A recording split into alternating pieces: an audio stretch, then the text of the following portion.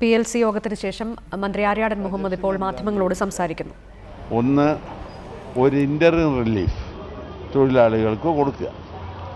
ആ interim relief കൊടുത്ത് ഒരു കമ്മീഷനെ വെച്ച് ഒരു ഹൈക്കോടതി ജഡ്ജിയോ ഡിസ്ട്രിക്ട് ജഡ്ജിയോ അതുപോലെ ആരെങ്കിലും ഒരു കമ്മീഷനെ വെച്ച് ആ കമ്മീഷൻ അന്വേഷിച്ചിട്ട് അതിനൊരു സമയപരിധി വെക്കുക.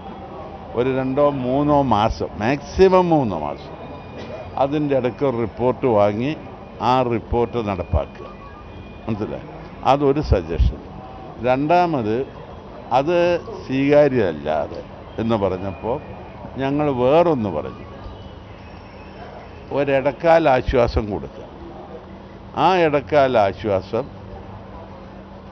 കൊടുത്ത് നവംബർ 9 മുതൽ, അതായത് ഇലക്ഷൻ കഴിഞ്ഞിട്ട് 9 മുതൽ കണ്ടിന്യൂസ് ആയി ചർച്ച ചെയ്ത് ഒരു തീരുമാനം ഉണ്ടാക്കാം. ഈ തീരുമാനവും സ്വീകാര്യമല്ലാതെ വന്നു. അതുകൊണ്ടാണ് ഇങ്ങനെ വന്നത്. 500 റുപ്യയിൽ കുറഞ്ഞ് താഴോട്ട് പോകാൻ യൂണിയൻസ് തയ്യാറായി ഇല്ല. ഒരു വലിയ വർധനവ് ഇത് കൊടുക്കാൻ, ഈ 500 റുപ്യ കൊടുക്കാൻ മാനേജ്മെൻറ്റും ഇല്ല. അവരും ചെറിയ ഒരു ഇതൊക്കെ വേണമെങ്കിലാവാമെന്നല്ലാതെ ഇതിൻ്റെ അടുത്തൊന്നും അവരും എത്തുന്നില്ല. അവർ വ്യവസായം ആകെ തകർന്നു എന്ന് പറഞ്ഞു നിൽക്കുകയാണ്.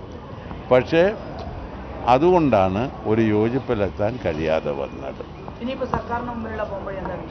അല്ല, ഇനിയിപ്പോൾ സർക്കാർ ഒന്നും കൂടി ഇതൊക്കെ കഴിയുമ്പോൾ ഒന്നും കൂടി വിളിക്കും. കാരണം ഞങ്ങൾക്ക് നിയമപരമായി ചെയ്യാൻ കഴിയുന്നൊരു കാര്യമുണ്ട്.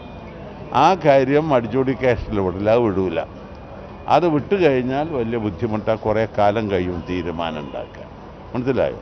ആ തീരുമാനം ഉണ്ടാക്കാൻ കാലതാമസം വരുന്നത് തൊഴിലാളികൾക്ക് വളരെ ബുദ്ധിമുട്ടുണ്ടാക്കും.